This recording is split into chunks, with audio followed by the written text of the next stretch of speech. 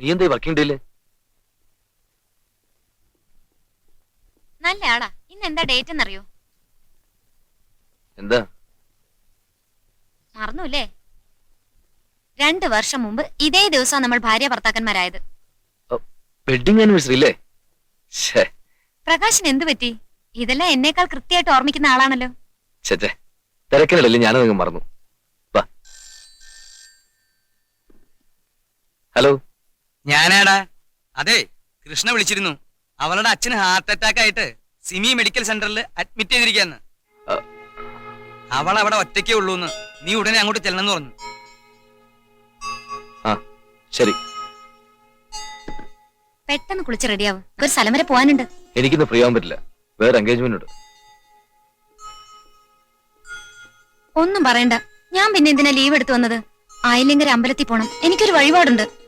ഇന്ന് നമ്മൾ ഒരുമിച്ച് നിന്ന് നടത്താമെന്ന് ഞാൻ നേർന്നതാ. പക്ഷെ സുമിത്ര, എനിക്ക് കഷ്ടമുണ്ട് കേട്ടോ. ഇങ്ങനെ മുടക്കം പറയാൻ പാടില്ല.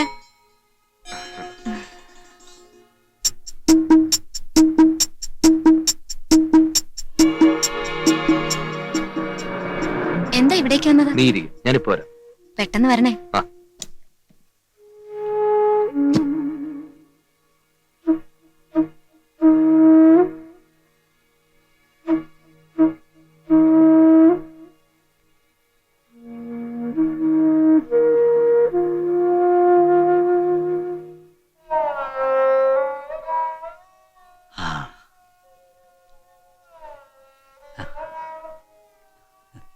ബുദ്ധിമുട്ടായില്ലേ? ഞാനാ കൃഷ്ണയോട് പറഞ്ഞത് പ്രകാശിനെ വിളിക്കാൻ. എങ്ങനുണ്ട്? ഓക്കെ. ഒരു ചെറിയ ചെസ്റ്റ് പെയിൻ. ഈ ബാബുറാവിന്റെ നിർബന്ധം കാരണം ഹോസ്പിറ്റലിൽ വന്നത്. മോളൊന്ന് പുറത്തിറങ്ങി നിൽക്കുമോ?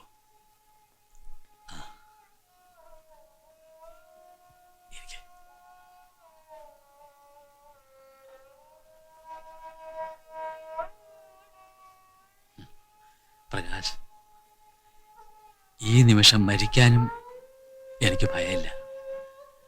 കൃഷ്ണയുടെ അമ്മ പോയ ശേഷം പലതവണ ഞാനത് ആഗ്രഹിച്ചിട്ടുണ്ട്. പക്ഷെ അപ്പോഴൊക്കെ എൻ്റെ മനസ്സിൽ തെളിയാറുള്ളത് എൻ്റെ മകളുടെ മുഖമാണ്. അവൾ അനാഥയായി പോവില്ലേ? പക്ഷെ ഇപ്പോ എനിക്കാ പേടിയില്ല. കൃഷ്ണ എല്ലാം പറഞ്ഞു. എനിക്കിഷ്ടായി, വളരെ ഇഷ്ടായി. അല്ല, അവളെ നോക്കണം. പാവം കുട്ടിയാ. അത് ഞാൻ കൃഷ്ണയെ വിളിക്കേ.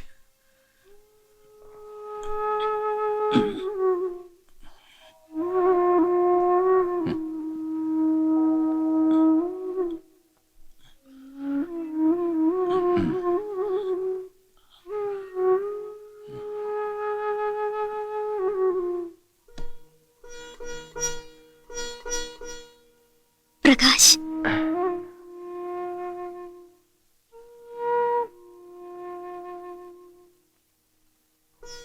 ധൈര്യമായിട്ടിരിക്കെ. അച്ഛൻ വിളിക്കുന്നു, ചെല്ല്.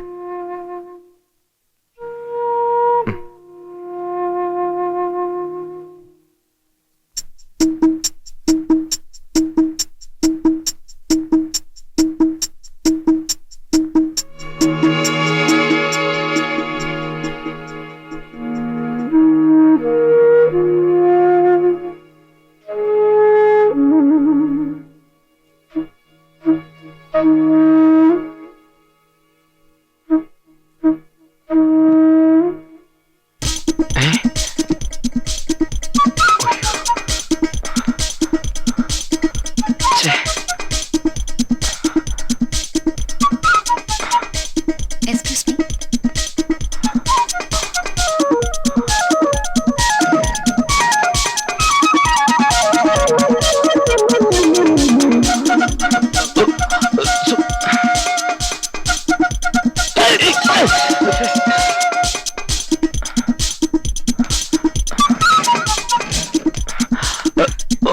കാണാതായപ്പോ ഞാൻ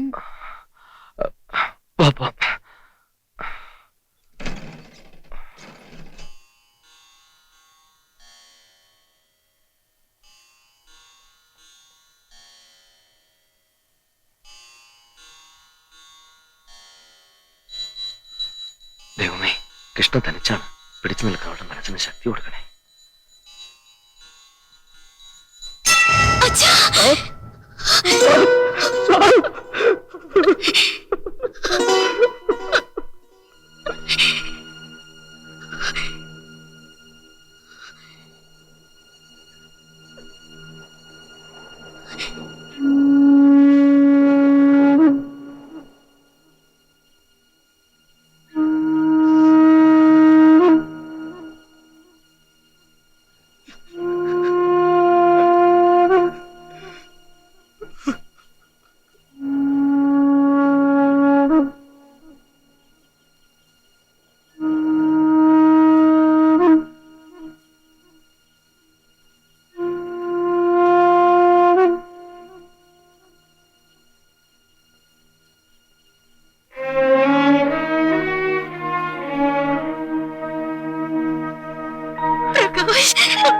കൃഷ്ണ, ഏയ് കൃഷ്ണ, കൃഷ്ണ, എന്ത്? ഇന്ന് അന്തരിച്ച സുപ്രസിദ്ധ ഹിന്ദുസ്ഥാനി സംഗീതജ്ഞൻ പണ്ഡിറ്റ് ആദിത്യവർമ്മയ്ക്ക് ദൂരദർശൻ ആദരാഞ്ജലികൾ അർപ്പിച്ചുകൊള്ളുന്നു. കഴിഞ്ഞ 30 വർഷത്തോളം കാലം ഭാരത സംഗീത സാഗരത്തിൽ ഒരു പവിഴമുത്തായി ജ്വലിച്ചു നിന്ന അദ്ദേഹത്തെക്കുറിച്ച് ദൂരദർശൻ തയ്യാറാക്കിയ ഒരു പരിപാടി ഇപ്പോൾ ഞങ്ങൾ സംപ്രേഷണം ചെയ്യുന്നു.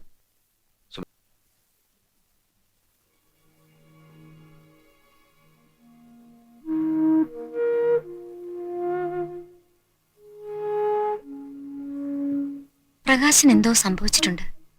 മുമ്പെങ്ങും ഇങ്ങനെയായിരുന്നില്ലല്ലോ. ഞാൻ ട്രാൻസ്ഫറായി പോയതിന്റെ ദേഷ്യം ഇപ്പോഴും മാറിയിട്ടില്ല അല്ലേ? പിണങ്ങ വഴക്കിടുകയൊക്കെ ചെയ്യാം, പക്ഷേ ഇന്ന് വേണ്ടിയിരുന്നില്ല. ഞാൻ വേറെന്തോ ടെൻഷനിലായിരുന്നു. സോറി സുമി. ഈ ഫോർമൽ സോറി പറച്ചിൽ പോലും പുതിയതാണല്ലോ. പോട്ടടോ.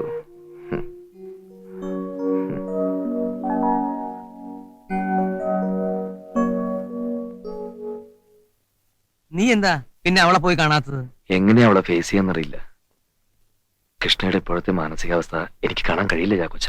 എന്ന് കരുതി ഒറ്റയ്ക്ക് അവിടെ ചടഞ്ഞുകൂടിയിരുന്ന് ആ കൊച്ചിന് ഭ്രാന്ത് പിടിക്കട്ടെന്ന് താൻ മറ്റൊന്നും ആലോചിക്കണ്ട. തന്നെ പോലൊരു സുഹൃത്തിനെ കാണാൻ അവളിപ്പോ ആഗ്രഹിക്കുന്നുണ്ടാവില്ലേ? ഉണ്ടാവും. ഒരു മനുഷ്യത്വത്തിന്റെ പേരിലെങ്കിലും താൻ അവിടെ വരെ ചെല്ലണം. എന്താ പോയിക്കൂടെ?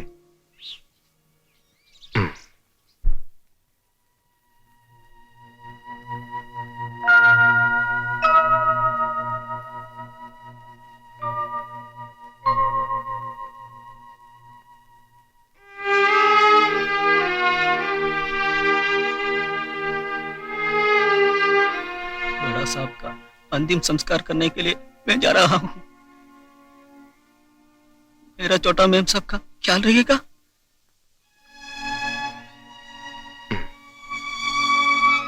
मैं आता हूँ।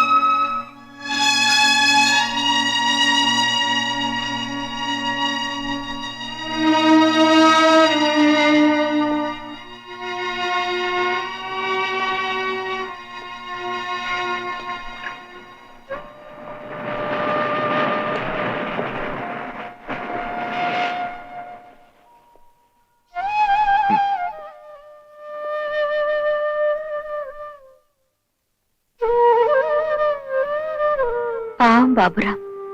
അച്ഛന്റെ ചിതാഭസ്മം കാശി കൊണ്ടൊഴുക്കണമെന്ന് അയാൾക്ക് നിർബന്ധം. ബാബുറാം കാശിക്ക് പുറപ്പെട്ടു. എത്ര ദിവസം അങ്ങനെ ഒറ്റയ്ക്ക് കഴിയുക? കുറച്ചുകൂടെ ഇവിടെ തന്നെ. പറ്റില്ല. സ്കൂളിന്റെ അന്തരീക്ഷത്തിലേക്ക് തിരിച്ചു വന്നാലേ കൃഷ്ണ പഴയ മൂഡിലെത്തൂ.